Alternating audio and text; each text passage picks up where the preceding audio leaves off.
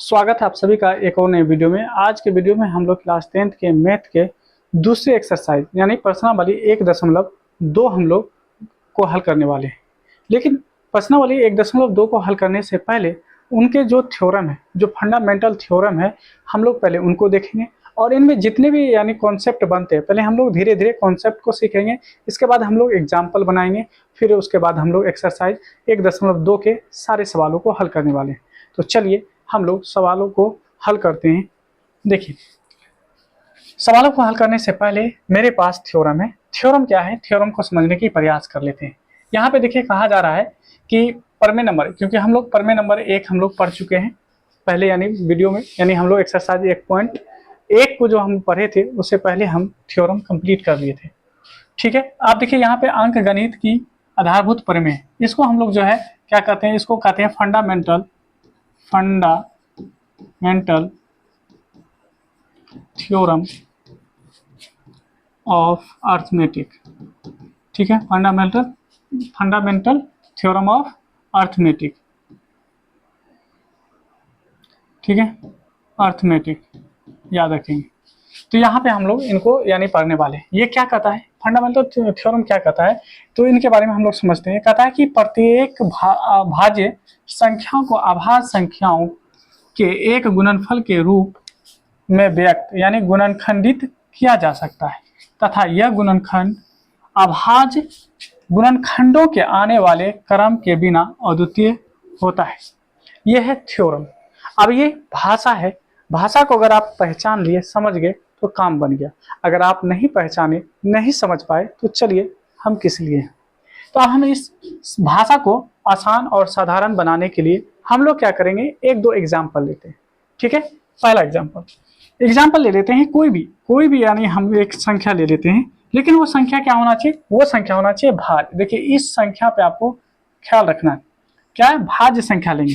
अब चलिए थोड़ा सा पहले बताते हैं कि भाज्य संख्या क्या होता है। भाज्य संख्या वो संख्या होता है जिसमें 2 से अधिक नंबर से पूरा का पूरा वो डिवाइड हो सकता है, यानी है ना, भाग लग सकता है। जैसे अगर हम 4 बोले तो 4 में किस किस संख्या से भाग लग सकता है, 1 से भाग लगा सकते हैं, 2 से लगा सकते हैं और फिर आप 4 से भी लगा सकते हैं। अगर हम कहते हैं 6 ले लीजिए, 6 में कौन कौन से संख्या से भाग लग सकता है, 1 से पूरा लग जाएगा, 2 से लग जाएगा, 3 से भी लगेगा और 6 से भी लगेगा। अगर हम कह दिए यहाँ पे 18, मान लीजिए हम कोई नंबर 18 ले लिए, तो 18 लेंगे तो 1 से भी लगेगा, 2 से भी लगेगा, 3 से भी लगेगा, उसके बाद 6 से भी लगेगा, 9 से भी लगेगा और खुद 18 से भी लगेगा। तो वैसी संख्या जिसमें 2 से अधिक संख्या से पूरा का पूरा भाग लगता है उसी को हम लोग भाज्य संख्या कहते हैं। इसके बाद आगे कह रहा है कि इस भाग यानी प्रत्येक भाज्य संख्या को अभाज्य संख्याओं के एक गुणनखंड। ठीक है, तो देखिए अब यहाँ पे आता है अभाज्य संख्या। अभाज्य संख्या भी हम आपको बता चुके हैं, यानी अभाज्य संख्या क्या होता है। तो अभाज्य संख्या के बारे में अगर हम बात करें, यानी प्राइम नंबर के बारे में बात करें, तो अभाज्य संख्या वो संख्या होता है जिसमें केवल 2 ही संख्या से भाग लगता है, और वो 2 संख्या क्या है, एक और वो संख्या खुद होगा। जैसे अगर हम कह दें 2 में कौन कौन सी संख्या से भाग लगा सकते हैं, 1 से और 2 से, इसके अलावा और किसी संख्या से भाग नहीं लगेगा, इसीलिए इसको हम कहते हैं अभाज्य संख्या। अगर यहाँ पे हम 3 ले लेते हैं, 3 में किससे लगेगा, 1 से और 3 से ही लगेगा, और इसके अलावा किसी भी संख्या से भाग नहीं लगने वाला। चलिए एक और नंबर ले लेते हैं, जैसे 17 ले लेते हैं। 17 में किससे भाग लगा सकते हैं, 1 से और 17 से। अगर हम 29 की बात कर लें, 29 में कौन कौन सी संख्या से लगा सकते हैं, 1 से और 29 से। तो वैसी संख्या जिसमें 1 से या वो खुद से ही डिवाइड होता है, तो वैसी संख्या को हम लोग अभाज्य संख्या कहते हैं। अब देखिए, अब इसको पढ़ते हैं और फिर समझने के प्रयास करते हैं। अब कह रहे हैं कि प्रत्येक भाज्य संख्या को अभाज्य संख्या, जितना भी ये भाज्य संख्या, इसको अभाज्य संख्याओं के गुणनखंड के रूप में, किसके रूप में, गुणनखंड के रूप में व्यक्त किया जा सकता है। ये बात हमको बस समझना है, यानी जितनी भी भाज्य संख्या है उसको हम अभाज्य संख्या के गुणनखंड के रूप में लिख सकते हैं। अब देखिए कैसे लिख सकते हैं, यहाँ से ही कोई एग्जाम्पल ले लेते हैं। जैसे ये 4 है, 4 यहाँ पे लिए, और ये 4 क्या है, भाज्य संख्या है। लेकिन क्या इस 4 को हम ऐसे लिख सकते हैं, 2 गुना 2। अब देखिए 2 क्या है, तो 2 आपका अभाज्य संख्या है, और ये दोनों आपस में क्या है, गुणनफल के रूप में, इसी को हम गुणनखंड कहते हैं। तो देखिए 2 गुना 2, ये था 4 से हम 2 गुना 2 लाए, और 2 क्या, अभाज्य संख्या, और बीच में गुना है, इसीलिए इसको कहेंगे गुणनखंड। तो यानी ये जो अभाज्य संख्या था, इस भाज्य संख्याओं को अभाज्य संख्याओं के गुणनखंड के रूप में हम लोग लिख चुके हैं। जैसे यहाँ पे हम 6 को देखिए, 6 है, क्या इस 6 को हम लिख सकते हैं 2 गुना 3? बिल्कुल लिख सकते हैं। अब देखिए ये 6 क्या है, भाज्य संख्या, लेकिन यहाँ पे 2 और 3 को देखा जाए, 2 और 3 क्या, अभाज्य संख्या, और बीच में गुना का यानी चिन्ह है, इसीलिए इसको गुणनफल कहते हैं। तो यहाँ पे कहा गया कि प्रत्येक भाज्य संख्या को, जो भी भाज्य संख्या को उठा रहे हैं उसको अभाज्य संख्याओं के गुणनफल के रूप में हम लिख पा रहे हैं। यही बात कर रहा है, यानी फंडामेंटल यानी थ्योरम क्या कहता है कि किसी भी भाज्य संख्या को अभाज्य संख्या के गुणनखंड के रूप में लिखा जा सकता है। अब आगे कहा गया कि ये गुणनखंड, जो अभाज्य संख्या का जो गुणनखंड है, इनमें जो आने वाला क्रम है बिना अद्वितीय होता है, यानी इसमें जितना भी आएगा एक दूसरे से अलग होगा। जैसे यहाँ पे देखिए 2 और 3 आ गया, अद्वितीय, अद्वितीय मतलब सब अलग अलग होता है, यूनिक होता है, कोई एक जैसा नहीं होगा। अभाज्य संख्या जितना भी आएगा वो यूनिक होगा, ठीक है। देखिए एक और हम एग्जांपल लेते हैं और उसको समझने की प्रयास करते हैं, ठीक है। देखिए हम लेते हैं और समझते हैं। जैसे हम यहाँ पे 30 ले लेते हैं। 30 कौन सी संख्या है? 30 आपका भाज्य संख्या है। आप कहेंगे कि भाज्य संख्या क्या होता है? तो भाज्य संख्या भी जस्ट बताएं कि इसमें बहुत सारे नंबर से भाग लगेगा, 1 से, 2 से, 3 से, 5 से, 6 से, 10 से, 15 से और 30 से भी लगेगा। अब इसको हम अभाज्य संख्याओं के गुणनखंड के रूप में लिखेंगे। किस में? अभाज्य संख्याओं के गुणनखंड के रूप में। इस 30 को क्या हम ऐसे लिख सकते हैं, 2 गुना 3, 6 और उसके बाद 6 दूना 12, सॉरी 6 दूना 12 कर रहे हैं, यानी 3 दूना 6, 6 पंचे 30 कर सकते हैं, है ना। अब ऐसे देख सकते हैं कि ये 30 है, 30 में अगर हम 2 से भाग लगाएं तो 15 बार में, फिर अगर हम 2 यानी 3 से लगाएं तो 5 बार में, तो इसको हम लिख सकते हैं 2 गुना 3 गुना 5। अब देखिए ये क्या था, 30 था भाज्य संख्या, लेकिन इसको हम किस रूप में लिख दिए, अभाज्य संख्या, बीच में गुना है, इसी को कहते हैं कि यानी जितनी भी, यानी प्रत्येक भाज्य संख्या को अभाज्य संख्या के गुणनफल के रूप में लिखा जा सकता है। तो हम लिख लिए। अब कहता है ये गुणनखंड, ये जो आप गुणनखंड देख रहे हैं, यानी 2 3 5 जो देख रहे हैं, ये गुणनखंड में आने वाले क्रम में बिना अद्वितीय होता है, यानी जितना भी है ये अद्वितीय है। और इसका क्रम आप यानी ऐसे भी लिख सकते हैं, 3 गुना 2 गुना 5 भी हो सकता है। तो क्रम में कोई भी बदलाव हो, है ना, उससे कोई फर्क नहीं पड़ेगा, आपका ये अभाज्य संख्याओं के गुणनखंड के ही रूप में है। तो हम लोग इसको बेहतर करने के लिए, है ना, पहले हम छोटी संख्या, उसके बाद बड़ी संख्या, फिर उसके बाद बड़ी संख्या लेते हैं। तो उम्मीद करते हैं कि आप फंडामेंटल थ्योरम को समझ लिए। अब चलिए आगे के यानी सवालों को हम लोग क्या करेंगे, हल करेंगे। यानी इससे जुड़े हुए जितने भी सवाल बनते हैं, है ना, सभी को हम लोग हल करेंगे। तो चलिए पहला देखते हैं। तो पहला जब देखेंगे तो ये आपका है एग्जाम्पल, यानी क्या है, उदाहरण है। चलिए हम लोग उदाहरण को पहले बनाते हैं।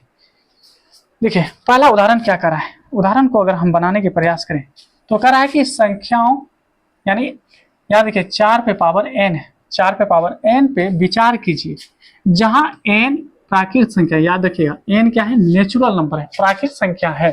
जांच कीजिए क्या n कोई ऐसा मान है, यानी n का कोई ऐसा मान है जिसके लिए 4 पे पावर n शून्य पर समाप्त होगा। कहाँ पे समाप्त होगा, यानी शून्य पे समाप्त होता है, ठीक है। इसके बारे में हम लोग समझने की है ना कोशिश करते हैं। देखिए यहाँ पे अगर हम बात करें, 4 पे पावर n है और n क्या है, प्राकृत संख्या है, और प्राकृत संख्या जो होता है वो गिनती की संख्या को कहते हैं। यानी n बराबर 1 2 3 4 5 6, कुछ भी ले सकते हैं, इसके ऊपर कुछ भी पावर ले सकते हैं, 1 भी ले सकते हैं, 2 भी ले सकते हैं, 3 भी ले सकते हैं, 1000 भी ले सकते हैं, कोई दिक्कत की बात नहीं।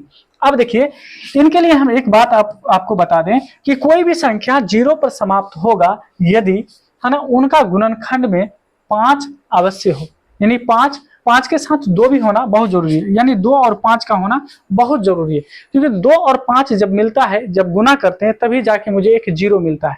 जैसे अगर हम आपको कह दें कि हम 10 लिखते हैं, तो 10 कैसे बना होगा, 2 गुना 5 से बना होगा, इसके अलावा और कोई संख्या नहीं है जिसके यानी गुना करने के बाद 10 आया होगा, ठीक है। तो 2 और 5 का होना बहुत जरूरी है। किसी भी संख्या या कोई भी संख्या अगर 0 पे समाप्त हो रहा है तो उसके गुणनखंड में 2 और 5 का होना बहुत जरूरी है। अब देखिए इसको हम लोग हल करते हैं। अब इसको क्या करेंगे, हम लोग हल करते हैं और समझते हैं कि क्या ये n का कोई ऐसा मान है जो 0 पे समाप्त होगा। तो चलिए हम लोग करेंगे हल लिखेंगे। हल लिखने के बाद दिया क्या है, दिया है 4 पे पावर n, 4 पे पावर n है, और कह रहा है विचार करने के लिए कि n का कोई भी मान ऐसा मान ले ताकि ये 0 कर दे। है ना, क्या कर दे, 0 कर दे। तो चलिए अब यहाँ पे हम लिखेंगे, चूंकि कोई भी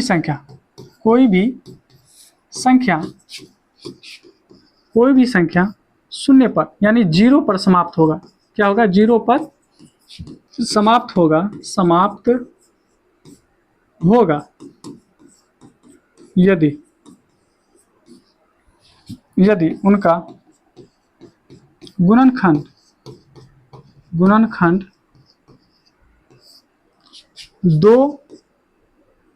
2 और 5 यानी 2 गुना 5 हो तब।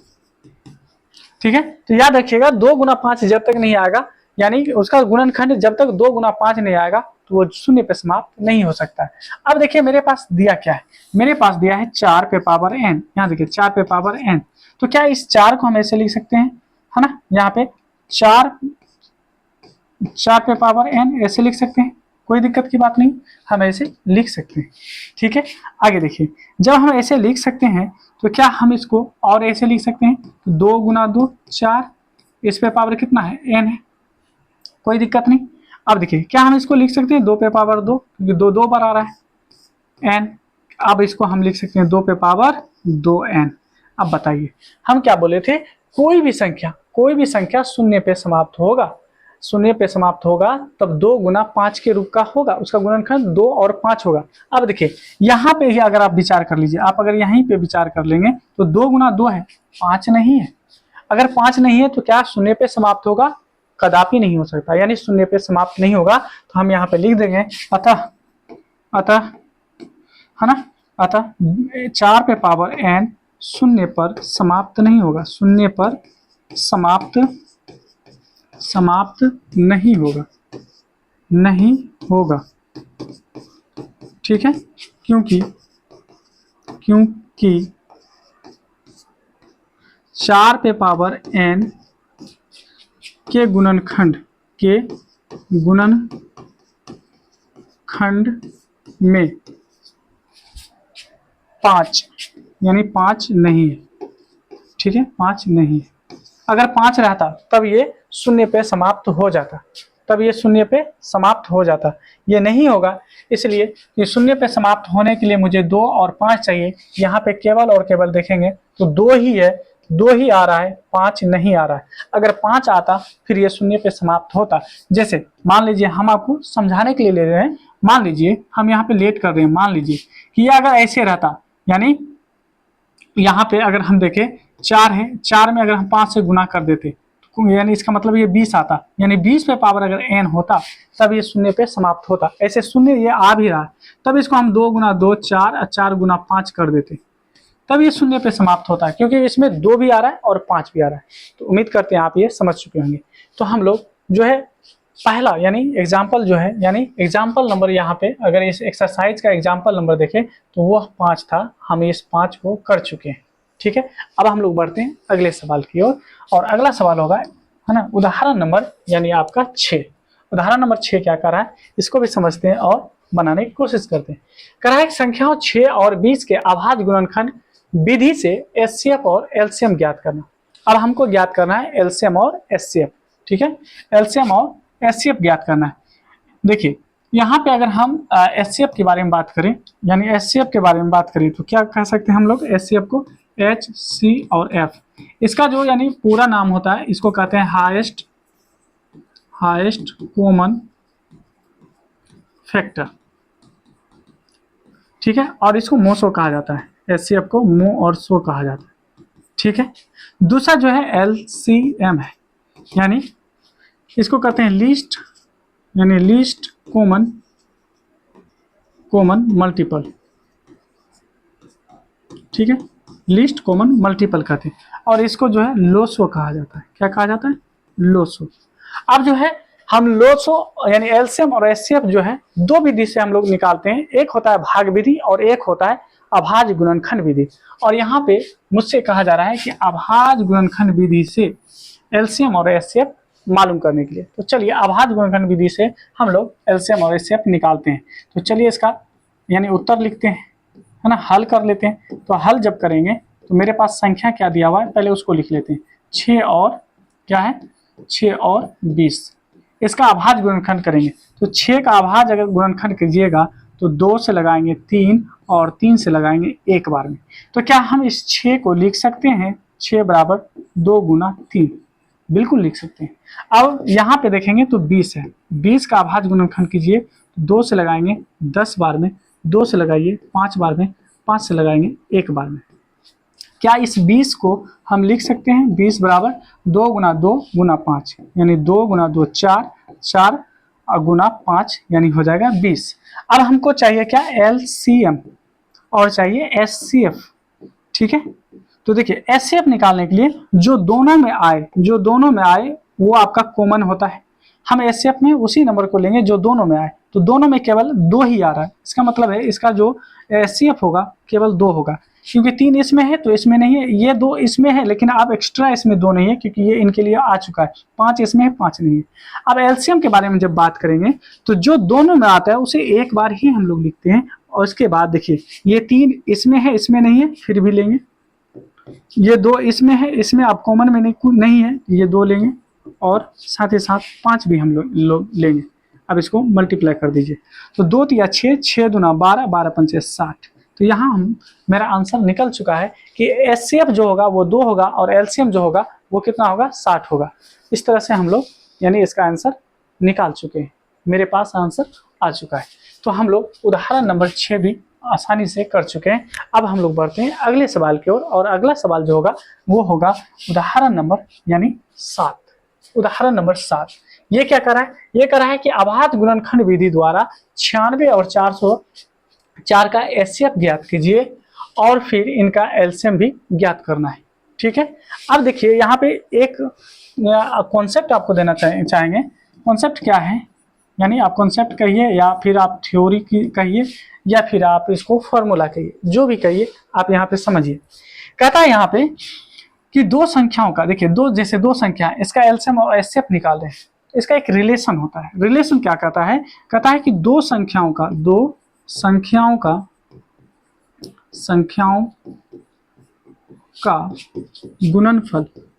गुणनफल उनके, यानी उनके किनके, ये दो संख्या जो होगा उनके यानी LCM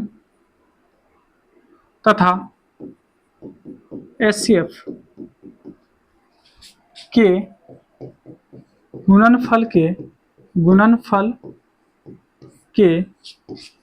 बराबर होते हैं। क्या होते हैं, बराबर होते हैं। अब देखिए ये भाषा में, अब इसको हम और आसान करके समझाने की प्रयास करते हैं।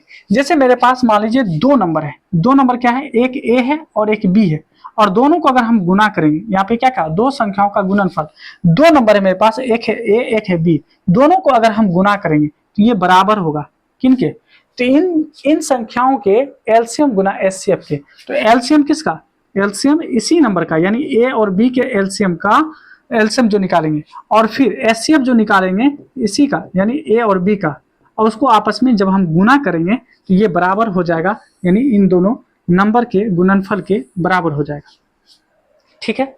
ये आपका एक कॉन्सेप्ट है, एक थ्योरी है, या आप इसको फॉर्मूला समझ जाइए। आप भाषा में भी याद रखेंगे, उसके बाद आपको संकेत में भी याद रखेंगे कि दो संख्याओं का गुणनफल उन दोनों संख्याओं के LCM गुना SCF के बराबर होते हैं। चलिए एक यहाँ पे हम लोग एग्जाम्पल लेते हैं और समझने की कोशिश करते हैं। जैसे यहाँ पे हम एग्जाम्पल ले रहे हैं, मान लीजिए कि A बराबर हम ले लिए हैं 4 और B बराबर ले लिए हैं 6, ठीक है। अब देखिए इसका LCM और SCF निकालेंगे, तो ये 4 जो है, ये 4 को क्या लिख सकते हैं, 2 गुना 2 4। इस 6 को क्या लिख सकते हैं, 2 गुना 3, ठीक है। अब इसका LCM निकाल लीजिए, यानी पहले SCF ही निकाल लेते हैं। SCF होता है जो दोनों में आए, तो दोनों में केवल और केवल ये 2 आ रहा है, इसके अलावा नहीं आ रहा है, तो यहाँ पे इसका SCF हो जाएगा 2। अगर हम LCM के बारे में बात करें तो LCM जो होगा जो दोनों में आता है उसको एक बार लेंगे, रेस्ट जो रह गया सभी को लेंगे, तो ये 2 भी लेंगे और ये 3 भी लेंगे। गुना जब करते हैं तो 12 आता है, कितना आता है, 12 आता है, ठीक है, कोई दिक्कत की बात नहीं। 2 गुना 4 4 तिया 12 आता है। अब देखिए इसका रिलेशन क्या बताए थे, अभी हम जस्ट बताए इसका रिलेशन कि दोनों संख्याओं का गुणनफल, यानी A और B को गुना कीजिए, तो A की जगह पे 4 और गुना करेंगे B की जगह पे 6, ठीक है। इनको जब गुना करेंगे तो ये बराबर होगा किसके, LCM और SCF के। तो LCM कितना है, LCM निकला है 12 और गुना होगा एचसीएफ कितना है 2। अब गुना करके देखिए दोनों साइड बराबर आएगा, 6 को 4 से गुना करेंगे तो 24 हो जाएगा। और यहाँ पे अगर हम देखें तो 12 को अगर हम गुना करते हैं 2 से तो ये भी आपका 24 होता है। देखिए आ गया बराबर। ये आपका कॉन्सेप्ट था। ये कॉन्सेप्ट को आप याद रखेंगे कि दो संख्याओं का जो गुणनफल होता है उन दोनों संख्याओं के एलसीएम गुना एचसीएफ के यानी वो बराबर होते हैं। क्या होते हैं? दोनों संख्याओं के एलसीएम गुना एचसीएफ के क्या होते हैं? बराबर होते हैं। अब चलिए इस कॉन्सेप्ट पे हम लोग क्या करते हैं, सवाल को हल करेंगे। क्या करेंगे? इस सवाल को हल करेंगे। उम्मीद करते हैं कि ये आप समझ गए होंगे। आप इसे नोट कर लें और समझें और सवालों को बनाएं। देखिए अब अगर देखें हम लोग यहाँ पे इसका जब हम हल करते हैं तो हल करेंगे तो जो नंबर है पहले उस नंबर को लिखेंगे। नंबर है 96 और 404, 96 और 404 है। ठीक है। और कह रहा है कि अभाज्य गुणनखंड विधि द्वारा, जब अभाज्य गुणनखंड विधि द्वारा कह रहा है निकालने के लिए तो 96 का अभाज्य गुणनखंड करते हैं। 96 का 2 से लगा दीजिए, 2 से लगाएंगे तो हो जाएगा 4 दूना 8 और ये हो जाएगा 16 और ये हो जाएगा 8 दूना 16। ठीक है। 2 से लगाइए, 2 दूना 4, 4 दूना 8, 2 से लगाइए तो 12 दूना 24 हो जाएगा। 2 से लगाएंगे तो 6 आ जाएगा, फिर 2 से लगाएंगे तो 3 आ जाएगा और 3 से लगाएंगे तो फिर 1 आ जाएगा। तो हम 96 को क्या लिख सकते हैं, यानी इस 96 को हम लिख सकते हैं 96 बराबर में, यानी 2 गुना 2 गुना 2 गुना 2 गुना 2, यानी 2 कितने बार आया है? 5 बार आया है। 2 गुना 2 यानी 2, यानी 2 दूना 4 दूना 8 दूना 16, 16 दूना 32 और 32 दिया 96 होता है। ठीक है। अब फिर हम निकालेंगे किसका? तो 404 का। तो 404 आप ऐसे ही निकालेंगे। अब देखिए यहाँ पे 2 से लगाते हैं, 2 दूना 4, 0 का 0, फिर 2 दूना 4, फिर 2 से लगा दीजिए, 2 इकाई 2 और 0, 2 इकाई 2। अब कितने से लगेगा? और किसी नंबर से लगने वाला है। और किसी नंबर से क्या हम इसको लगा सकते हैं? 11 से लगेगा? नहीं लगेगा। 11 नंबर नहीं लगेगा। और कौन से नंबर है जिस नंबर से हम इसको लगा सकते हैं? 3 से, 4 से, 7 से लगेगा। 7 इकाई 7 बच जाएगा आपको 3, 7 से नहीं लगेगा। और कौन से नंबर है जो कि 101 में लग जाएगा? ऐसे नंबर यानी ढूंढिए, इसमें डिवाइड कीजिए और देखिए कौन से नंबर से लग जाते हैं। क्या कोई ऐसी संख्या है जो कहने का मतलब जो है 101 में लग सके? तो कोई ऐसी संख्या मेरे समझ में नहीं आ रहा, क्योंकि 101 जो है ये अभाज्य संख्या है। तो अब यहाँ पे हम इसको लिख सकते हैं 404 बराबर में 2 गुना 2 गुना 101।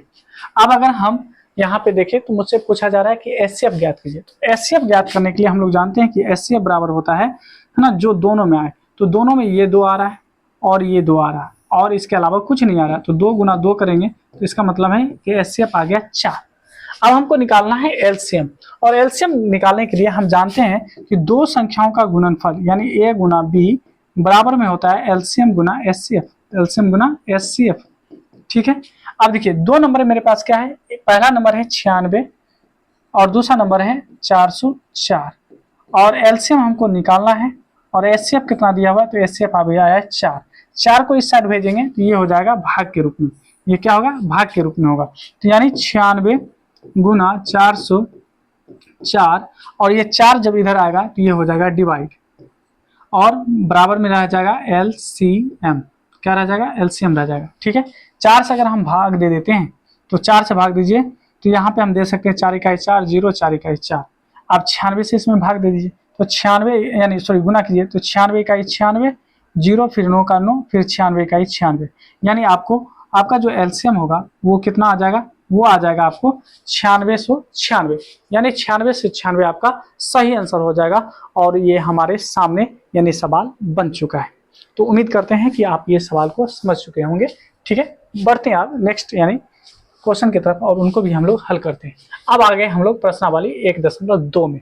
अब प्रश्नावली 1.2 के सभी सवालों को हम लोग हल करते हैं।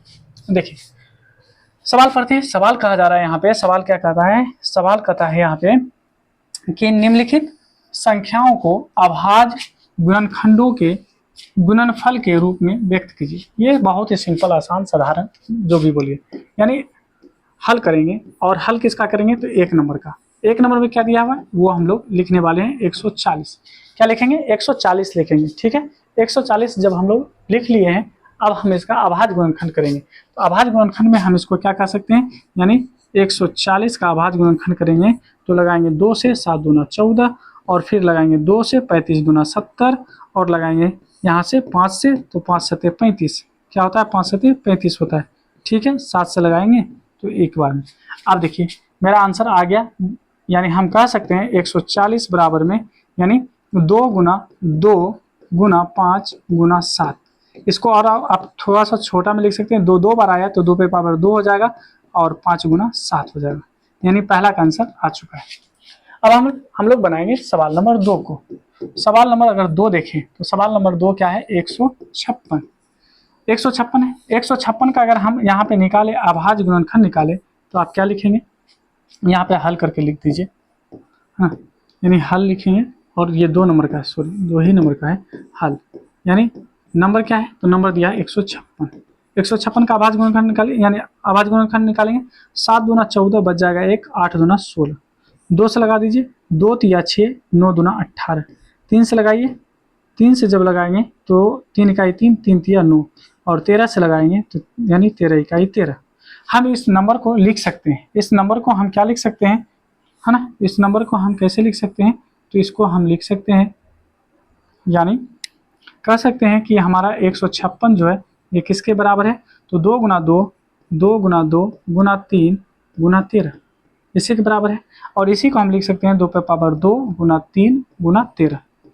ठीक है, यानी सवाल नंबर हम लोग 2 को भी हल कर चुके हैं। अब हम लोग चलेंगे सवाल नंबर 3 पे। सवाल नंबर 3 क्या है, इसको भी हम लोग हल करते हैं।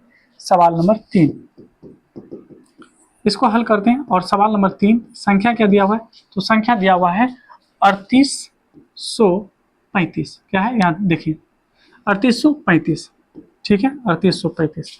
अब 3835 का हम लोग अभाज्य गुणनखंड निकालेंगे, 3835। अब इसमें लगाएंगे, अब किससे लगा सकते हैं, अगर लास्ट में 5 है तो आप 5 से लगा दीजिए, बिंदास लगाइए, 5 से लगाएंगे, 5 सत्ते 35, बच जाएगा 3, नहीं 35 और 3 38 होता है, 3 तो हो जाएगा 33, 5 6 के 30, बच जाएगा 3, 5 सत्ते 35। ठीक है, अब किस नंबर से लगेगा, 7 7 14, 14 6 कितना हो जाएगा, 20 हो जाएगा। अब कौन से नंबर से यानी लगने वाला है, ये देखिए, क्या ये हो जाएगा 7 यानी 20, 20 में 3 से भाग नहीं लगेगा, 7 से नहीं लगेगा, है ना, 9 8 72, 9 तिया 9 8 72, 4 से 43 हो जाएगा ना। ठीक है, कौन कौन से नंबर से लग सकता है, यानी यहाँ पे आप देखेंगे, है ना, कोशिश कीजिए कि कौन से नंबर से लगता है। 1 मिनट, हम चलिए ऐसा करते हैं, भाग करके ही देखते हैं, तब हमें मिल सकता है। देखिए ये ना तो 2 से लगने वाला है, ना 3 से लगेगा, 4 से तो नहीं लगेगा, 5 6 7 8 9 10 11 से भी नहीं लगेगा, 13 से देखते हैं, 13 से लग सकता है। 13 से अगर हम भाग लगाते हैं 767 में, तो लगाएंगे 13 इकाई 13, 13 पचे 65, 13 का 78, 13 पचे 65, अगर हम लगाते हैं तो 13 पचे 65 होता है। ठीक है, 6 में से 5 गया तो 1 बचेगा, और 7 में से 6 गया 1 बचेगा, और आ गया 7, 13 9 17 हाथ से। अगर हम 13 से लगाते हैं तो बच जाएगा कितना, है ना, 59। और 59 क्या है, आपका आभाज्य संख्या। 59 क्या है, आपका आभाज्य संख्या है। तो हम लिख सकते हैं कि 38 और 35 जो है, इसको हम किस रूप में लिख सकते हैं, तो 5 गुना 13 और गुना 59, इस रूप में हम लिख सकते हैं। हमारा ये भी आंसर आ चुका है, यानी हम लोग सवाल नंबर 1 2 3 बना चुके हैं। अब हम लोग सवाल नंबर 4 देखेंगे। सवाल नंबर क्या देखेंगे, सवाल नंबर 4। चलिए कुछ नहीं कट रहा है, चलिए आगे बढ़ते हैं। सवाल नंबर 4 क्या है, उसको हम लोग यहाँ पे हल करेंगे, करने की कोशिश करेंगे। देखिए सवाल नंबर 4 दिख रहा होगा, जो कि आपका दिया है 5005। क्या दिया है, 5005। यहाँ पे हम लोग हल कर लेते हैं सवाल नंबर 4। सवाल नंबर 4 हल करेंगे, जो कि आपका कितना दिया है, 5005। 5005 है, इसको हल करते हैं। तो 5005 को अभाज्य गुणनखंड के रूप में लिखेंगे, तो लगा दीजिए 5 से, 5 इकाई 5 0 0 5 इकाई 5। इसमें आप कितना से लगेगा, तो आप 11 से लगा सकते हैं। 11 से लगाएंगे तो 11 9 99, 100 में से 99 घटेगा तो 1 बच जाएगा, है ना, यानी आप भाग ही दे के देख लीजिए। 11 से जब भाग देंगे 1001 में, तो 11 9 99 होता है, 100 में से 99 घटाइए 1, ये 1 यहाँ आएगा, 11 इकाई 11, 91 बार में। ठीक है, अब देखिए 7 से लगा दीजिए, 13 7 91। उसके बाद आप जो है यहाँ पे 13 से लगा दीजिए, कोई दिक्कत नहीं। आप मेरे पास है 5005, इसको क्या लिख सकते हैं, तो पहले लिख लेते हैं, यानी 2 यानी सॉरी 5, और 5 गुना 7, ठीक है, 7 गुना 11 और गुना 13, ये हमारा सही आंसर हो जाएगा। यानी आप थोड़ा सा जगह बना के लिखेंगे ताकि अच्छा लगेगा देखने में, ठीक है। हम बना के भी लिख देते हैं, चलिए हम ही कर देते हैं आपका काम, क्या दिक्कत। ओहो, चलिए हम कर देते हैं आपका काम तमाम। इसको हम थोड़ा सा दूर लिखते हैं, ठीक है। इसको दूर लिखने के बाद जो है अब आप क्या करेंगे, इसको फ्रेश लिख लीजिए। पहले आएगा 5, क्या आएगा, पहले आएगा 5 गुना 7 गुना, उसके बाद हम 11 लिख लेते हैं, 11 के बाद 13 लिख लेते हैं, ये हमारा आंसर आ गया, ठीक है। अब आते हैं आखिरी सवाल पे, जो सवाल है 7429। 7429 पे हम लोग बात कर लेते हैं। चलिए यहाँ पे हम जगह बना लेते हैं। 7429 इसको हल करने की प्रयास करते हैं, ठीक है। सवाल नंबर 5 यानी सवाल नंबर 4, 5 होगा ये 5। सवाल नंबर 5 को हल करेंगे और जो दिया गया है वो है 7429। क्या है, 7429 है। अब 7429 का हम लोग क्या करते हैं, 7429 का निकालते हैं अभाज्य गुणनखंड। अब बताइए इतनी बड़ी संख्या में कौन सी संख्या से यानी हम भाग लगाएं, ठीक है। 9 ये 7 2 9 4, यानी करेंगे मतलब ये तो कटने वाला है नहीं, तो 3 से नहीं कटेगा, 7 नहीं, 7 से भी नहीं कटेगा, 11 से 9 नहीं, 11 से भी नहीं कटेगा, 12 13, क्या 13 से लग सकता है, 13 से लगाने की प्रयास करते हैं। चलिए आते हैं 13 से। 13 से अगर हम डिवाइड करें 74 है ना 29 को, तो 13 से जब हम भाग लगाएंगे तो 13 पचे 65, 13 पचे क्या होता है 65 होता है। घटा के देखिए, एक पैसा लेगा तो ये हो जाएगा 14, 14 में से 5 घटेगा तो 9 और ये कट जाएगा, आएगा 2, 13 सत्ते 91, 13 सत्ते 91, यानी लिखेंगे 91, बच जाएगा 1 और यानी 9। ये 13 से नहीं लगेगा, 17 से लग जाएगा, मेरे ख्याल से 17 से लगना चाहिए, 13 से नहीं लगा तो 17 से लग जाएगा। 17 चौके 68, ठीक है। घटा दीजिए, ये हो जाएगा 14, 14 में से यानी 8 घटेगा 6, ये कट जाएगा, 2 आएगा, 13 है ना, 17 तिया 51, घटा दीजिए 1 और 1 आ जाएगा 9, है ना, और 17 सत्ते 119 आता है, 17 सत्ते 119, यानी अगर हम 17 से लगाएं तो कितने बार में लगता है 400, यानी 37 बार में, 437 बार में। अब हम लगाने की प्रयास करते हैं ये कितने बार में लगेगा, 437 को भाग लगा के देखते हैं किस संख्या से लगेगा 437।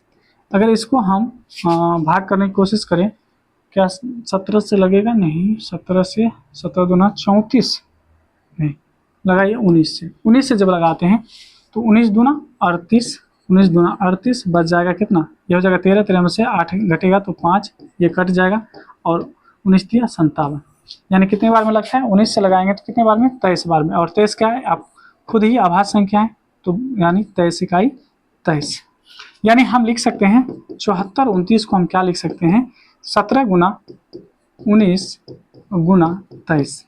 इस तरह से प्रश्नावली 1.2 के पहले नंबर के जो 5 सवाल थे हम लोग आसानी से कर चुके हैं।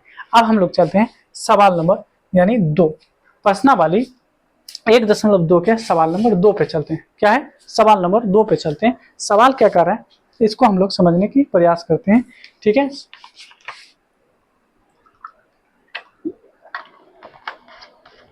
चलिए आगे बढ़ते हैं। सवाल कर रहा है कि पूर्णांकों के निम्नलिखित युग्मों के एचसीएफ और एलसीएम ज्ञात कीजिए तथा इसकी जांच कीजिए कि दो संख्याओं का गुणनफल जो है एचसीएफ गुना एलसीएम के बराबर है। पहले नंबर को हम लोग हल कर लेते हैं। हल करेंगे सवाल नंबर 1 को। सवाल नंबर 1 क्या है, 26 और 91, ठीक है। याद रखिएगा एलसीएम और एचसीएफ की बात किया है, तो यहाँ पे हम क्या करेंगे, 26 को क्या लिख सकते हैं, 2 गुना 13, 13 दूना 26 होता है। और 91 को क्या लिख सकते हैं, 13 सत्ते 91 होता है। क्या होता है, 13 सत्ते 91 होता है, यही बात है ना। या आप इसको क्या करेंगे, अब अभाज्य गुणनखंड निकाल लीजिए। आसान सा है कि आप अभाज्य गुणनखंड निकालेंगे। अगर 26 का निकालने की प्रयास करते हैं तो 2 से लगाएंगे 13, 13 से लगाएंगे तो यानी एक बार में, तो 2 गुना हम 13 लिखे हैं, ठीक है। यहीं पर अगर हम 91 को लिखे तो 91 को क्या लिख सकते हैं, तो यहाँ पे 13 से लगाइए 7 बार में, या 7 से लगाइए 1 बार में। तो यहाँ पे हम 7 गुना 13 लिखे थे। अब एचसीएफ के बारे में बात किया जा रहा है, तो एचसीएफ बराबर होता है जो दोनों में आए। तो दोनों में कौन सी संख्या है? तो केवल 13 है। तो 13 है, तो हम यहाँ पे एचसीएफ में क्या लिखेंगे? 13। एचसीएफ में क्या लिखेंगे? 13। और एलसीएम के बारे में बात करेंगे, तो जो दोनों में आता है उसको एक बार, बाकी बात जो रेस्ट रह गया उसको भी लिखेंगे। और यहाँ पे 2 गुना 7 लिखेंगे, 2 गुना 7। अब देखिए ये हो जाएगा 13 दूना 26, और 26 को अगर हम 7 से गुना करें, 7 छः के 42, हासिल हो जाए 4, 7 दूना 14, 14 4 18, 182। यानी एचसीएफ जो है हमारा 13 आया, और एलसीएम जो है हमारा वो कितना आ गया? वो आ गया 182। अब हम लोग जांच करेंगे कि दो संख्याओं का गुणनफल जो है एचसीएफ गुना एलसीएम के बराबर है या नहीं है। ठीक है, चलिए अब जांच कर लेते हैं। जांच लिखेंगे यहाँ पे, जांच, और जांच के बाद हम लोग क्या करेंगे? दो संख्याओं का गुणनफल और बराबर एलसीएम गुना एचसीएफ, एलसीएम गुना एचसीएफ, यही करेंगे। अब देखिए दो संख्या क्या है, तो पहली संख्या है 26 और दूसरी संख्या क्या है? वो है 91 यानी 91। एलसीएम कितना निकला? 182, और एचसीएफ कितना निकला? तो वो निकला है 13। इनको भी आप गुना करेंगे और इनको भी गुना करते हैं, और दोनों को गुना करके देखते हैं क्या दोनों का गुणनफल सेम है या नहीं। तो देखिए 26 को अगर हम 91 से गुना करें तो क्या कहोगे? 1 से ही करके देखिए, 6 और 2 हो जाएगा। 9 से करेंगे, 9 छः के 54, 5 रह जाएगा, 9 दूना 18, 18 5 हो जाएगा 23। यानी हम यहाँ पे कहेंगे 6 6 3 2, यानी आ जाएगा 23 66। अब इन दोनों को गुना करके देखते हैं, यानी 182 गुना 13 करके देखते हैं। 13 दूना 26, ठीक है, हासिल 2, 13 8 104, 13 8 104, और 104 में 2 जोड़िए तो 106 हो जाएगा। हासिल रह जाएगा आपके पास 10, और 13 का 13, 13 10 23। देखिए आपका आ गया यानी 2366। तो इस तरह से देख रहे हैं जो मेरे द्वारा बनाया गया यानी आया जो आंसर है, और अभी जो हम जांच किए दोनों क्या है, यानी दोनों साइड यानी इक्वल आ गया, यानी मेरे द्वारा बनाया गया सवाल सही है। यानी 1 नंबर के सवाल को हम लोग हल कर चुके हैं। अब आते हैं सवाल नंबर 2 पे। सवाल नंबर 2 को हम हल करते हैं। सवाल नंबर 2 को जब हल करेंगे, यहाँ पे सवाल 2 क्या कर रहा है? वो है 510 और कितना दिया हुआ है? 92। ठीक है, चलिए 510 को हम क्या लिख सकते हैं? 510 को क्या लिख सकते हैं? तो हम लिख सकते हैं 17 तिया 51 होता है। क्या होता है? 17 तिया 51, और 10 को 2 गुना 5 करेंगे, 17 तिया है ना, 17 तिया 51, ये हो जाएगा आपको इतना। ठीक है, 2 गुना 3 गुना 5 गुना 17 कैसे होगा वो भी कर लीजिए। 510 को अगर हम अभाज्य गुणनखंड करें तो 2 से लगाएंगे तो 2 दूना 4, बच जाएगा 1, 2 पंचे 10, बच जाएगा 1, 2 पंचे 10। और उसके बाद हम 5 से लगाएं तो 5 गुना 5 25, 5 का 5। अगर हम यहाँ पे 3 से लगाते हैं तो हो जाएगा 17 बार में, और 17 से लगाइए तो हो जाएगा 1 बार में। ठीक है, इसी बात को लिखें 2 और यहाँ से 3 और फिर यहाँ से 5 और यहाँ से 17। ठीक है, 1 मिनट, क्या ये विजुअल है? दिख रहा है? बिल्कुल दिख रहा है। ठीक है, आगे बढ़ जाइए। अब हम 92 के बारे में बात करते हैं। 92 यानी 92 को कैसे लिख सकते हैं? तो 92 का अगर हम निकालने की कोशिश करें तो 2 से लगाएंगे तो 4 दूना 8, 6 दूना 12, 2 से लगाइए 2 दूना 4, 2 तिया 6, यानी 23 क्या है? आपका आभाज्य संख्या है। तो हम कह सकते हैं कि 2 गुना कितना? 2 गुना 23, ये हो गया। अगर यहाँ पे हम एचसीएफ के बारे में बात करें तो एचसीएफ वो होगा जो दोनों में आए। तो दोनों में केवल और केवल 2 ही आ रहा है, इसके अलावा और कोई नंबर नहीं है। जो इसमें नहीं है, 23 इसमें नहीं है, बाकी बात इसमें भी नहीं। और एलसीएम के बारे में बात करें तो सभी को गुना करेंगे, 2 को 1 बार लिखेंगे, बाकी बात सभी को गुना कीजिए, यानी 3 गुना 5 गुना 17, और फिर इसको हम गुना करेंगे यानी 2 गुना 23 से। ठीक है, सभी को गुना कीजिए, इन सभी को गुना करेंगे और जो हमारा आंसर आएगा, जो हमारा यहाँ पे एलसीएम आएगा, ठीक है, फिर हम इस तरह से उसको जांच करेंगे कि दोनों संख्याओं का गुणनफल बराबर है एलसीएम गुना एचसीएफ। और 26 जैसे यहाँ पे हम 26 गुना 51 लिए थे, 191 लिए थे, उसी तरीके से 510 गुना हम लोग 92 लेंगे। और फिर इधर हम मेरा जो एलसीएम आएगा, यहाँ जो एलसीएम आएगा इस साइड, यानी हम यहाँ पे क्या करेंगे? देखिए 510 गुना 92 बराबर में क्या होगा? तो एलसीएम गुना एचसीएफ। चलिए दो संख्याओं का गुणनफल एलसीएम गुना एचसीएफ, HCF। अब देखिए दो संख्या क्या है, 510 है गुना, है ना, 92 है, और यहाँ पे एलसीएम जो एलसीएम आएगा अभी हम निकाले नहीं है, यहाँ पे लिखेंगे गुना HCF जो कि 2 आया है। क्या आया, 2 आया। अगर हम इसको निकालने की कोशिश करें तो कितना होगा, हम एक बार करके हम थोड़ा सा इसको गुना करके देख रहे हैं 2 से, तो 4 दूना 8, 6 दूना 12, ठीक है, 510। अगर हम बात करें तो कह सकते हैं 0, 6 इकाई 6, 6 पंचे, है ना 30, उसके बाद 4 इकाई 4, 4 पंचे 20, यानी मेरे पास जो आ जाएगा वो हो जाएगा आपको 23,460, 23,460 शायद यही आने वाला है। यानी हमारा जो एलसीएम आएगा वो कितना आ जाएगा, 23,460, इतना आ गया एलसीएम। अब यहाँ पे हम लिखेंगे इस एलसीएम को, यानी 23,460 गुना 2 करेंगे, और 92 गुना यहाँ पे हम लोग क्या करने वाले हैं, है ना, 510 करने वाले हैं। इसको इससे गुना कीजिए, इसको इससे गुना कीजिए, दोनों आपके आपस में क्या हो जाएंगे, बराबर हो जाएंगे। इसी को हम लोग कहते हैं जांच, यानी यहाँ पे हम जांच किए थे। उम्मीद करते हैं कि इतना काम आप खुद कर लेंगे, ठीक है। अब बनाते हैं सवाल नंबर 3। सवाल नंबर 3 क्या है, तो सवाल नंबर 3 अगर हम यहाँ पे देखें तो सवाल नंबर 3 कह रहा है कि 336 और 54, और इसका भी हम लोग हल करेंगे और उसके बाद जांच भी करेंगे। चलिए इसको हम हटा देते हैं, जो रेस्ट यानी वर्क है वो आप लोग खुद करेंगे, ठीक है। इसको हटाते हैं और फिर आगे इस सवाल को बनाते हैं, ठीक है। सवाल नंबर 3, अगर सवाल नंबर 3 के बारे में बात कर लें हम लोग, सवाल नंबर 3, तो सवाल नंबर 3 कह रहा है 336 और 54, कितना, 54।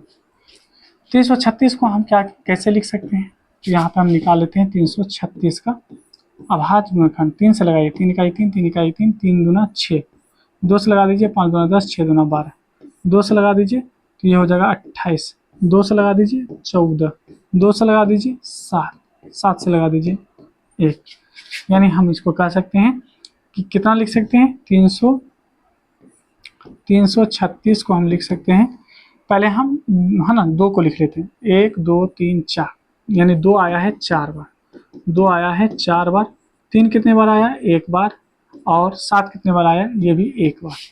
उसके बाद हम लिखेंगे 54 को। 54 के बारे में अगर हम बात करें तो 54 को अगर लिखते हैं तो 27 और 3 से लगाएंगे, 3 नंबर 27, 3 से लगाते हैं 3 इकाई 3, 3 से लगाते हैं 1, यानी 3 बार आया है और 2 1 बार आया है, तो हम 54 को लिख सकते हैं, यानी 2 गुना 3, 6, 6 तिया 18, 18 तिया 54। अब हमारा जो HCF होगा, जो दोनों में कॉमन है, तो दोनों में कॉमन ये है, ठीक है। उसके बाद 1 3 यहाँ पे है, ठीक है, तो यहाँ पे कह सकते हैं हम 2 गुना 3, यानी HCF आ गया हमारे पास 6। अब एलसीएम क्या आएगा, तो ये जो कॉमन है उसको तो एक बार लेंगे ही लेंगे, इसके बाद जो रेस्ट है उसको भी लेंगे, जो रेस्ट मेरा बचा हुआ है, जैसे रेस्ट क्या बचा हुआ है, तो 2 गुना 3, यानी 2 गुना 2 गुना 2, यानी 2 3 बार है, 3 बार लेंगे, और 7 है, 7 को भी लेंगे, यानी 7 को लेंगे। साथ ही साथ अगर देखेंगे तो नीचे में ये 2 बार 3 है, इसको भी हम लोग लेने वाले हैं, ठीक है, इसको भी हम लोग ले लेते हैं, ठीक है। आगे देखेंगे तो 3 गुना 3, अब सभी को गुना कीजिए, जब आप सभी को गुना करेंगे तो यही हमारा यानी एलसीएम आ जाएगा। गुना करके देखते हैं, 3 तिया 9, है ना, 9 सते 63, हम 63 को बगल में लिख लेते हैं, 9 सते 63, यहाँ तक में 63 है, 2 दूना 4 दूना 8, 8 तिया 24, और 24 दूना होता है 48, 24 दूना क्या होता है, 48 होता है। अब इस दोनों को गुना करके देखिए कितना होगा। अगर हम गुना करें तो हम गुना कर रहे हैं 1 मिनट, यानी कितना है, 63 और 48, 63 और 48 आप लोग भी कर सकते हैं। 8 तिया 24 और 8 छा के 48 और 4 तिया 12 और 6 चौके 24, तो ये हो जाएगा 4 2 10 3, यानी 3024 आ जाएगा। कितना आ जाएगा, 3000, ये आ जाएगा आपका 3024। अब 3024 आ गया, अब हमको करना है जांच। जब हमको करना है जांच तो हम आसानी से कर सकते हैं जांच के लिए हम लोग लिखते हैं कि दो संख्याओं का गुणनफल बराबर एलसीएम गुना एचसीएफ, एलसीएम गुना एचसीएफ। तो दो संख्या क्या है, एक तो था 336, दूसरा संख्या था आपका 54, और एलसीएम कितना निकला 3024, और एचसीएफ कितना निकला, तो वो निकला है यहाँ पे 6। आप देखेंगे 6, दोनों को गुना कीजिए, 6 चौके 24, बच जाएगा 2, और 6 2 12, 2 14, और 6 3 18, यानी जितना इधर निकला है इनको भी आप गुना करेंगे तो 18,144 इधर भी निकलेगा। इस तरह से हम लोग इसको भी जांच कर ली। तो यानी एक्सरसाइज यानी प्रश्नावली 1.2 के जो है सवाल नंबर 1 के सभी सवाल को बनाएं और सवाल नंबर 2 के भी सभी सवाल को बनाएं। अब हम लोग बढ़ेंगे सवाल नंबर यानी 3। सवाल नंबर 3 क्या है, इसको समझते हैं और बनाने की कोशिश करते हैं। ठीक है, देखिए कहता है अभाज्य गुणनखंड विधि द्वारा निम्नलिखित पूर्णांक के एचसीएफ और एलसीएम ज्ञात करना है। क्या करना है, गुणनखंड क्या है, अभाज्य गुणनखंड विधि द्वारा। चलिए हल कर लेते हैं, बहुत ही आसान सरल सवाल। यानी 12 है, उसके बाद आपके पास 15 है, और उसके बाद आपके पास क्या है 21 है। चलिए सभी का अभाज्य गुणनखंड निकालते हैं।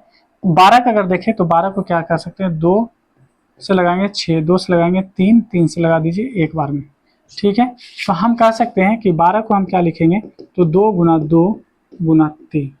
इसी प्रकार से 15 का अगर देखें, 15 का तो 15 को कहेंगे 3 5 15 और 5 इकाई 5। ठीक है, 5 इकाई 5। ठीक है, यहाँ कोई दिक्कत की बात है ही नहीं। अब देखिए तो हम 15 को क्या लिख सकते हैं, तो 3 गुना 5 लिख सकते हैं। उसके बाद 21 है, 21 को क्या लिखेंगे, 21 को लिख सकते हैं 3 सते 21, यानी 7 इकाई 7। तो 21 को लिखेंगे 3 सते 21। अब देखिए अगर हम एचसीएफ के बारे में बात करें तो एचसीएफ वो होता है जो तीनों में है। तो तीनों में क्या है, ये 3 और ये 3, इसके अलावा कुछ नहीं आ रहा है। तो एचसीएफ आ गया आपका 3।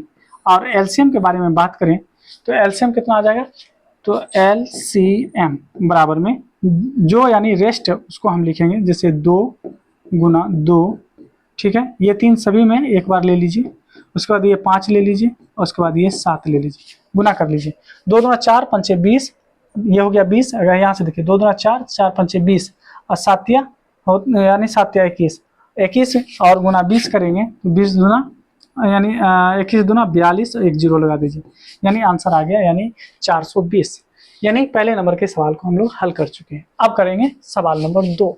सवाल नंबर 2 क्या है उसको भी देख लेते हैं। सवाल नंबर 2 में क्या रहा है, यहाँ पे 17 23 और 29। ये तो आपका अभाज्य ही संख्या है। जब अभाज्य संख्या है तो आप 17 को 17 ही लिखेंगे, 23 को 23 ही लिख सकते हैं, और 29 को 29 ही लिख सकते हैं। तो इसका एचसीएफ जो निकलेगा, क्योंकि इसके बीच कुछ कॉमन नहीं है, तो एक कॉमन है। आप कैसे कह सकते हैं, तो आप ऐसे भी कह सकते हैं कि 1 गुना 17 है ना, 23 गुना यानी 1 गुना 23। 1 को 23 से गुना करेंगे तो उतना ही आएगा, 1 गुना 23। और कह सकते हैं 1 गुना 29। 1 गुना क्या होगा, 29 होगा। तो एचसीएफ वो होता है जो सभी में कॉमन होता है, तो वो 1 के अलावा और कुछ नहीं है। और एलसीएम के बारे में बात करेंगे तो सभी को गुना कर दीजिए, 17 गुना 23 और गुना 29। अब गुना करके जो नंबर आएगा वो आपका आंसर हो जाएगा। ठीक है, उम्मीद करते हैं ये भी सवाल को समझ लीजिए। अब सवाल नंबर आते हैं हम लोग 3 पे। सवाल नंबर 3 क्या है उसको भी हम लोग हल कर लेते हैं यहीं पे सामने में। देखिए सवाल नंबर 3 क्या है, कर रहा है 8 9 और दिया हुआ है 25। चलिए 25, इसका अगर हम 8 को देखें, 8 का अगर अभाज्य संख्या निकालें, अभाज्य गुणनखंड 2 गुना 2 गुना 2 होता है, 2 दूना 4 दूना 8, यानी 8 का अगर देखें यहाँ पे तो 2 से करेंगे 4, 2 से करेंगे 2, 2 से भाग लगाएंगे 1, यानी 2 गुना 2 गुना 2। 9 को क्या लिख सकते हैं, 9 को लिख सकते हैं 3 गुना 3, 3 तिया 9 होता है, तो हम 9 को लिखेंगे 3 गुना 3। इसके बाद 25 के बारे में बात करेंगे तो 25 है लास्ट में, देखिए 25 है, 25 को कहेंगे 5 गुना 5, 5 गुना 5 यानी 5, तो 25 को लिखेंगे 5 गुना 5। अब देखिए कॉमन क्या आ रहा है, कॉमन कुछ आ रहा है, कुछ नहीं आ रहा है, तो एक हमेशा सबके साथ होता है, याद रखिएगा। तो इसका एचसीएफ हो जाएगा 1, और एलसीएम क्या होगा, सभी को गुना कर दीजिए। सभी को गुना करेंगे वो आपका क्या आ जाएगा, आंसर आ जाएगा। तो एलसीएम के बारे में बात करें तो 9 यानी 8 गुना यानी 9 गुना 25 होगा। ठीक है, 25 8 कितना हो जाता है, 25 8 हो जाएगा 200, 200 गुना यानी 9 करेंगे तो 9 दूना 18, 1800। आपका आंसर 1800 हो जाएगा। एलसीएम कितना आ जाएगा? 1800। तो इस तरह से सवाल नंबर 3 के भी सारे सवालों को हम लोग हल कर चुके हैं। बढ़ते हैं अगले सवाल और सवाल नंबर 4। सवाल नंबर 4 क्या कर रहा है? कह रहा है एचसीएफ यानी आपको दिया हुआ है। यहाँ पे अगर हम देखें तो एचसीएफ जो है, दो संख्याओं का जो एचसीएफ है, एचसीएफ ऑफ 300 यानी 6 और 657, इसका एचसीएफ दिया हुआ है 9 और मांगा जा रहा है कि एलसीएम क्या होगा। तो जस्ट अभी बताए थे आपको कि दो संख्याओं का गुणनफल उन दोनों संख्याओं के एलसीएम गुना एचसीएफ के बराबर होता है। ये बात बताएं। दो संख्या क्या है? तो पहली संख्या 306 है। पहली संख्या क्या है? 306 है। दूसरी संख्या कितना है? 657 है। और एलसीएम कितना है? यही तो मांग रहा है मुझसे। एचसीएफ कितना है? एचसीएफ दिया हुआ है 9। एचसीएफ कितना दिया हुआ है? 9 दिया हुआ है। 9 गुना में इधर आएगा तो भाग होगा। 306 गुना 600 यानी 306 गुना 657 और ये 9 इधर आएगा तो भाग बन जाएगा और बराबर में एलसीएम रहेगा। क्या रहेगा? एलसीएम रहेगा। गुना करके देखिए यानी भाग करके देखिए। अगर हम भाग देते हैं 9 से तो इसमें अगर हम 9 से भाग देते हैं तो 9 तिया 27 बच जाएगा 3 और 9 चौके 36। यानी आप क्या करेंगे कि 34 को गुना करके देखिए 657 से, अब जो आएगा वही आपका एलसीएम हो जाएगा। तो इस तरह से हम लोग सवाल नंबर यानी 4 को भी हल कर लिए। ये आप गुना कर लेंगे, बहुत आसान है, ये आप कर सकते हैं। अगला सवाल देखिए, सवाल नंबर 5 कहता है कि जांच कीजिए कि क्या किसी प्राकृत संख्या n के लिए 6 पे पावर यानी n जो है 0 पे समाप्त होगा। तो 0 पे समाप्त होने के लिए आपको बताए थे कि जो संख्या दिया हुआ है उसका गुणनखंड जो होना चाहिए उसमें 2 और 5 का होना बहुत जरूरी है। तो जैसे हम हल करेंगे यहाँ पे, और हल करने के बाद देखिए कहेंगे 6 पे पावर n और है ना n प्राकृत संख्या के लिए। n क्या है? जहाँ n क्या है? n प्राकृत संख्या है। n प्राकृत संख्या है ना, प्राकृत संख्या है ठीक है। n क्या है? प्राकृत संख्या है। और कहा है कि शून्य पे समाप्त होगा, है ना। यहाँ पे कहेंगे शून्य पर समाप्त होगा, शून्य पे समाप्त होगा होगा यदि यदि अभाज्य गुणनखंड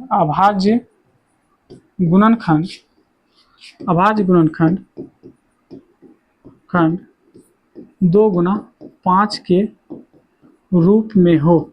याद रखिएगा, अगर इस रूप में होगा तब तो ये शून्य पे समाप्त होगा। तो 6 पे पावर n है तो क्या हम लिख सकते हैं 2 गुना 3 नित, या इसको ऐसे भी कर सकते हैं 6 पे पावर n और फिर आप कर सकते हैं 2 गुना 3 पे पावर n। क्या ये शून्य पे समाप्त होगा? 2 तो है लेकिन 5 नहीं है, 2 है लेकिन 5 नहीं है, तो हम कहेंगे शून्य पे समाप्त नहीं होगा। कहेंगे प्रदत्त है ना, 6 पे पावर n शून्य पे समाप्त नहीं होगा। शून्य पे, या अतः कर दीजिए, अतः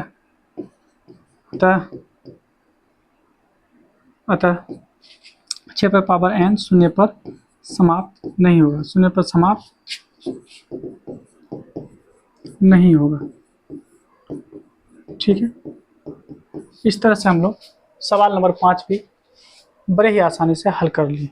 अब अगला सवाल देखते हैं, सवाल नंबर यानी हमारा जो है 6। सवाल नंबर 6 क्या कर रहा है? सवाल नंबर 6 कर रहा है कि क्या व्याख्या कीजिए कि सवाल को भी हम लिखते चलें साथ में। 7 गुना 11 गुना 13 और प्लस 13, ठीक है, और 7 गुना 6 गुना 5 गुना 4 गुना 3 गुना 2 गुना 1 जोड़ 5 भाज्य संख्या क्यों है? तो देखिए क्यों है इनके बारे में यानी पूछा जा रहा है। तो हम क्या करेंगे, यहाँ देखिए इसमें भी 13 है और यहाँ भी 13 है, दोनों में 13 है। 13 को अगर हम कॉमन ले लें तो क्या बच जाएगा 7 गुना 11 और यहाँ प्लस, और यहाँ से 13 निकल गया, यहाँ पे कुछ नहीं तो 1 तो होगा, 1 रह जाएगा। 1 हमेशा किसी भी संख्या के गुणन है ना फल के रूप में रहता है। तो देखिए 13 का 13 और यहाँ पे गुना करेंगे 11 7 77, 77 में 1 जोड़िए तो 78। अब देखिए भाज्य संख्या उसको कहा जाता है जिसमें 2 से अधिक संख्या से भाग लग जाता है, जिसमें 2 से अधिक संख्या से भाग लगता है उसी को कहते हैं हम लोग भाज्य संख्या। अब देखिए आपके पास क्या है, तो मेरे पास है 13 गुना 78। तो देखिए 13 इसमें अगर हम भाग लगाएंगे तो 13 से भी लगेगा, 2 से भी लग जाएगा, ठीक है, तो यानी इसके अलावा 78 से भी भाग लगेगा। जब 2 से अधिक संख्या से भाग लग गया तो ये आपका क्या हो जाएगा, भाज्य संख्या हो जाएगा। क्योंकि 2 से अधिक संख्या से भाग लग रहा है इसीलिए ये भाज्य संख्या हो गया। ये कह रहा है कि क्यों है, क्योंकि 2 से अधिक संख्या से भाग लग रहा है। अब इसी में दूसरा जो दिया गया है सवाल, इसी में हम यहीं पे लिख लेते हैं, आप लोग नीचे में लिख सकते हैं। क्या दिया है? 7 गुना 6 गुना 5 गुना 4 गुना 3 गुना 2 गुना 1 जोड़ 5। देखिए 5 उधर भी है 5 इधर भी है, 5 को कॉमन ले लीजिए तो आपके पास बचेगा क्या? 7 गुना 6 गुना 4, आप बोलेंगे 5 कहाँ गए? 5 हम कॉमन ले लिए। 3 गुना 2 गुना 1, और यहाँ पे क्योंकि 5 कॉमन आ गया तो यहाँ पे कुछ नहीं, तो अब 1 रहेगा। ठीक है, अब देखिए ये 5 और इसको गुना करके देखिए, तो हम जब गुना करते हैं सभी को गुना करेंगे तो 7 छः के 42। ठीक है, 7 छः के क्या हो जाएगा? 42 हो जाएगा। नहीं तो यहाँ से गुना कीजिए, 2 2 या 6, 6 चौके 24, और 24 गुना 42 कर दीजिए। 24 गुना 42, 24 गुना जब हम 42 करते हैं तो 24 दूना 48, 24 दूना 48 हासिल 4, और 24 है ना, 24 को अगर 4 से गुना किया जाए तो 24 चौके 96, 96 में 4 जोड़िए 100, 108 हो जाएगा। कितना हो जाएगा? 108, 108 हो जाएगा, 108। इसमें जुटेगा क्या? 1। अब हो जाएगा आपको 5 गुना 109। अब देखिए इसमें 5 से भी भाग लगेगा 100, यानी 9 से भी भाग लग जाएगा, है ना? देख रहे हैं, यानी 5 से भी भाग लगेगा और 109 से भी भाग लगेगा, और ऐसी संख्या है जो इससे भाग लगने वाला है। अगर इससे ज्यादा संख्या से भाग लग रहा है, 2 से ज्यादा संख्या से भाग लग रहा है, तो ये फिर हमारा क्या हो जाएगा? भाज्य संख्या हो जाएगा। कहीं गड़बड़ तो नहीं किए? एक बार देख लीजिए, यहाँ पे हम गुना कर रहे हैं 2 गुना यानी 2 गुना 3 यानी हो जाएगा 6, 6 चौके हो जाएगा 24, और 7 छः के 42। ठीक है, कोई दिक्कत की बात नहीं है। अब देखिए ये 2 से अधिक संख्या से यानी भाग अगर लग रहा है तो ये क्या हो जाएगा? यानी एक बार इसको है ना वेरीफाई कर लीजिए, क्या ये सही है कि गलत तो नहीं कर दिए, एक बार देखा जाए। यहाँ पे हम लोग गलती किए हैं। गलती क्या किए हैं कि 108 में 1008 आना चाहिए। क्या आना चाहिए? 1008 आना चाहिए। 1008 लिखेंगे यहाँ पे। जब 1008 लिखेंगे, 1008, अब इसमें 1 जोड़ेंगे तो 1009 होगा। अब जो है 1009 आ गया। अब आप क्या करेंगे? अब देखेंगे कि इसमें है ना 2 से अधिक संख्या से भाग लग रहा है। 2 से अधिक संख्या से भाग लग रहा है, इसीलिए क्या है? आपके भाज्य संख्या है। ये पूछ रहे थे कि व्याख्या कीजिए कि ये संख्या जो दिया गया है ये भाज्य संख्या क्यों है? भाज्य संख्या इसलिए है क्योंकि इसका जब हम गुणनखंड करते हैं तो इसमें 2 से अधिक संख्या से भाग लग रहा है। जब 2 से अधिक संख्या से जिस संख्या में भाग लग जाए वो हमारा भाज्य संख्या कहलाता है। ठीक है, उम्मीद करते हैं आप इसे समझ चुके होंगे। आज का और इस चैप्टर का आखिरी सवाल है, और सवाल क्या कर रहा है कि किसी खेल के मैदान के चारों ओर एक वृत्ताकार पथ है। ठीक है, इस मैदान का एक चक्कर लगाने में सोनिया को 18 मिनट लगते हैं, जबकि इसी मैदान का एक चक्कर लगाने में रवि को 18 यानी 12 मिनट लगता है या लगते हैं। कह रहा है कि मान लीजिए कि वो दोनों एक ही स्थान से एक ही समय चलना प्रारंभ है ना करके एक ही दिशा में चलते हैं, तो कितने समय के बाद वो पुनः यानी उसी स्थान पे मिलेंगे। देखिए सवाल क्या कर रहा है? सवाल कर रहा है कि एक ये मैदान है, ठीक है, और ये मैदान है, ये वृत्ताकार पथ है। इस पथ पे क्या कर रहा है कि सोनिया और रवि, यानी सोनिया और रवि दोनों, सोनिया ही दिया हुआ है ना, सोनिया और रवि जो है इस स्थान से, मान लीजिए कि ये ए है, ए स्थान से सोनिया और रवि जो है एक ही साथ एक ही समय यानी दौड़ना शुरू किया। अब दोनों दौड़ना शुरू किया है। अब देखिए यहाँ से दौड़ कर कहाँ तक आना है? यहाँ तक आना है। मान लीजिए ये रवि के द्वारा दौड़ा गया है, तो रवि कितने देर में यानी दौड़ जाते हैं? 12 मिनट में। फिर यहाँ से जो सोनिया, क्योंकि दोनों एक ही साथ दौड़े थे, सोनिया को यहाँ तक आने में कितना वक्त लग जाता है? 18 मिनट लग जाता है। तो यहाँ पे कह रहा है कि वो कितने देर के बाद, क्योंकि ये देखिए क्योंकि ये 12 मिनट में ये आके यहाँ पे रुक जाएगा, पहले आके यानी ये खड़ा रहेगा, सोनिया को 18 मिनट लगेगा तब जाके वहां पे पहुंचेगी। ठीक है, तो यानी रवि वहां पे खड़ा है कितने देर बाद, यानी क्योंकि जिस समय चला होगा रवि आके खड़ा है, अब सोनिया दौड़ के जब तक में आएगी तब तक में कितने समय का यानी गैप है, वो गैप पूछा जा रहा है कि कितने देर में ये वो दोनों फिर एक दूसरे के साथ हो जाएंगे। तो ऐसे यानी सवालों के लिए हम लोग निकालते हैं एलसीएम। तो हम यहाँ पे हल करेंगे, और मेरा जो सवाल दिया है सोनिया द्वारा लगा समय, सोनिया द्वारा लगा समय, सोनिया द्वारा लगा समय, सोनिया के द्वारा लगा समय कितना है? 18 मिनट, 18 मिनट। रवि द्वारा लगा समय, रवि द्वारा लगा समय ये हो गया आपको 12 मिनट, 12 मिनट। ठीक है, इसका एचसीएफ अगर निकालें तो हम 18 को 18 को क्या लिखेंगे, 18 को लिख सकते हैं 3 गुना यानी 2 गुना 3, 6, 6 तिया 18। 12 को क्या लिख सकते हैं, 2 दूना 4 तिया 12। अब एलसीएम जब हम निकालेंगे तो इसका जो एलसीएम आएगा, एलसीएम क्या आ जाएगा, जो दोनों में होगा उसको एक बार लेंगे, जो दोनों में होगा उसको एक बार लेंगे, और जो रेस्ट रह गया उसको भी लेंगे, यानी ये 3 ये 2 भी आएगा। गुना कीजिए, 3 दूना 6, 6 तिया 18, 18 दूना 36, यानी उन दोनों को फिर उसी स्थान पर मिलने में कितना मिनट लगेगा, तो यानी 36 मिनट लगेगा। तो हम कहेंगे दोनों पुनः, है ना, एक ही स्थान पर या उसी स्थान पर एक दूसरे को, है ना, दोनों को पुनः, है ना, उसी स्थान पर ना मिलने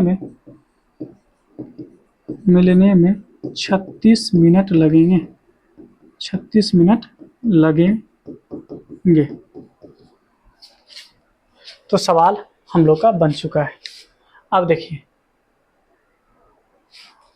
उम्मीद करते हैं कि आज का जो एक्सरसाइज यानी 1.2 था जो हम लोग हल किए, आप समझ चुके होंगे। आप इसे एक बार 2 बार जरूर बनाएं, बार बार बनाएं, जितने बार आप बनाएंगे उतना आपके लिए बेनिफिशियल रहेगा, ठीक है, वो आपको मदद करेगा। तो उम्मीद करते हैं कि आप लोग सारे सवाल को देखे हैं और आप लोग इसको घर पे फिर से बनाएंगे। चलिए मिलते हैं फिर नेक्स्ट वीडियो में।